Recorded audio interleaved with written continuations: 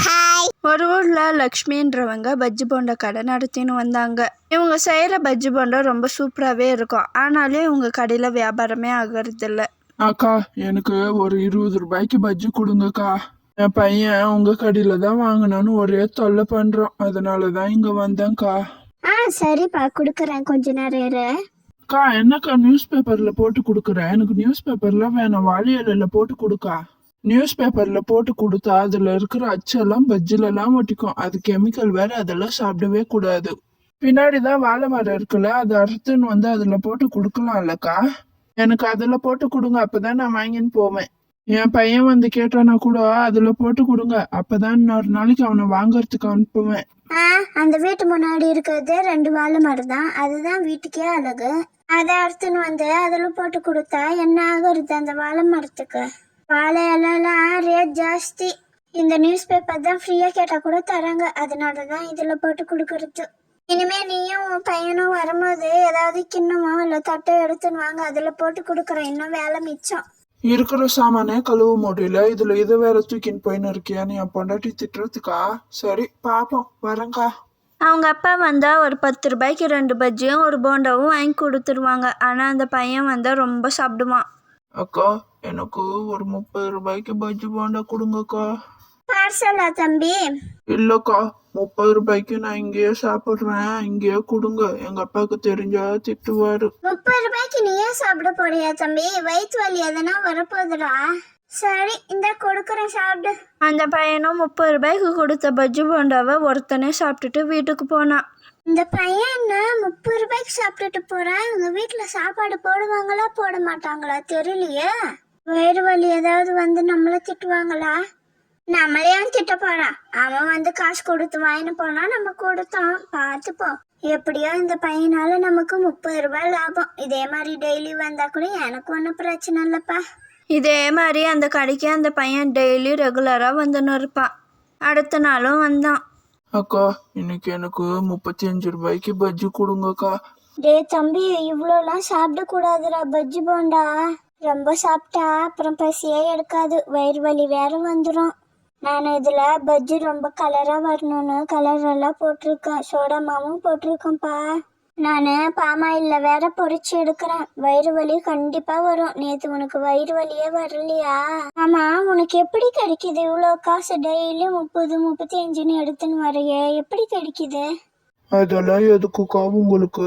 உங்க பஜ்ஜி ரொம்ப டேஸ்டா இருக்கு, என் நாக்குலயே ஒட்டிக்கிச்சு, அதனாலதான். அதுவும் இல்லாம சாயந்தரத்துல எங்க அம்மா எந்த ஸ்நாக்ஸும் செஞ்சு வைக்கிறது இல்லக்கா.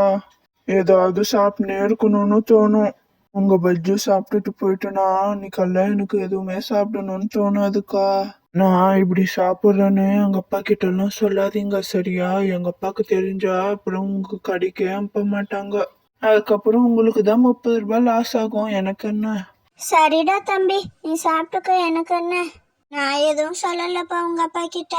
இதே மாதிரி அந்த பையனும் டெய்லி வந்து சாப்பிட்டுட்டு போயின்னு இருந்தான். ஒரு நாள் திடீர்னு வயிறு வலின்னு ஹாஸ்பிட்டலுக்கு போனான். அவனுக்கு மூஞ்செல்லாம் பிம்பிள்ஸாகவும் ஆயிட்டு இருந்துச்சு. வயிறு வலி வேற ஜாஸ்தியாக இருந்துச்சு. டாக்டர், இவனுக்கு என்னாச்சு டாக்டர்? ஏன் இப்படி இருக்கா? மூஞ்செல்லாம் ஏன் இப்படி இருக்கு? இவன் ஒழுங்காவே சாப்பிட்றது இல்ல டாக்டர், அதனாலயா? இவன் டெய்லி சாப்பாடு சாப்பிடாம வேற ஏதாவது சாப்பிட்டு இருக்கானா? வெறும் ஆயில் ஃபுட்டாவே சாப்பிட்ற மாதிரி தோணுது எனக்கு. ஆயில் ஃபுட்டு நிறைய சாப்பிட்டாதான் இப்படி மூஞ்சில பிம்பிள்ஸா வரும். சரி, உனக்கு பசி எடுக்கிற மாதிரி டானிக் கொடுக்குறேன், அது வேணும்னா அவனுக்கு ஊத்துங்க, அதுக்கப்புறம் பாப்போம் எப்படி இருக்குன்னு. சரிங்க டாக்டர். அன்னைக்கு வீட்டுக்கு வந்ததுக்கப்புறம் அவங்க அப்பா ரொம்ப திட்டின்னு இருந்தாங்க அவனை. அப்புறம் என்னாச்சு ஏதாச்சுன்னு கேட்டுன்னு இருந்தாங்க, என்ன சாப்பிட்டானெல்லாம். அப்போ நான் லக்ஷ்மி அக்கா கடைக்கு டெய்லி போய் 30 ரூபாய்க்கு பஜ்ஜி போண்டா சாப்பிட்டுட்டு வருவேன்ப்பா சாயந்தரத்துல. அதனாலதான் நான் நைட் டைம் சாப்பிட்றதே இல்லை, அது எனக்கு வயிறு ரொம்பிடும்பா. எது லக்ஷ்மி அக்கா கடையா? வா இப்பவே அங்க போலாம். என்னம்மா, என் பையன் உன் கடையில வந்து சாப்பிட்டுட்டு போறானா டெய்லி 30 40 ரூபாய்க்கு? நிஜமாதானா? ஆமாப்பா, உன் பையன் டெய்லி இங்கதான் வந்து சாப்பிட்டுட்டு போறான். நான் எவ்வளவோ சொல்லி பார்த்துட்டேன், அவன் கேட்கவே இல்லை. அவன் கேட்கலன்னா என்னம்மா, என்கிட்ட வந்து சொல்ல மாட்டியா நீ? நான் என்னப்பா பண்றது? காசு கொடுத்து இவ்வளவு கொடுங்கன்னு கேட்டா கொடுக்கதான் கொடுக்குவேன். என் வியாபாரம் ஓடுறது வேணவா? நான் கொடுக்கலனா கூட உனக்கு வேற கடையே தெரியாதா? நீங்கள் ஃபர்ஸ்ட் அவனுக்கு நல்ல ஹெல்த்தியான ஸ்நாக்ஸு வீட்டில் நல்ல ஹெல்த்தியான ஃபுட்ஸாக கொடுங்க. 2 பேரும் வேலைக்கு போயிடுறீங்க, பாவம் அந்த புள்ள என்னதான் பண்ணும்? எதனா சாப்பிட்ணுன்னு தோணும் இந்த வயசில். வேலைன்னு இருந்தீங்கன்னா இப்படி தான் ஆகும். பசங்களை ஃபர்ஸ்ட் பாருங்க, அதுக்கப்புறம் வேலைக்கு போங்க. பசங்களை விட வேலை அவங்களுக்கு முக்கியம். என்னக்கா நான் ஒன்று கேட்கறதுக்கு வந்தா நீ எதோ சொல்லின்னு இருக்கிய? ஆமாப்பா, நான் உண்மையாக தான் சொன்னேன். நான் என்ன பொய்யா சொன்னேன்? ஆமா, உனக்கு எப்படி இந்த 30 ரூபாய் டெய்லியும் வந்துச்சு? அப்பா நான் 30 ரூபாய் உன் பேக்கெட்ல இருந்து எடுத்துன்னு இருக்கேன்ப்பா. டெய்லியும் எனக்கு ஏதாவது சாப்பிடணும்னு தோணும்ல, அப்பெல்லாம் எடுத்துப்போம்ப்பா.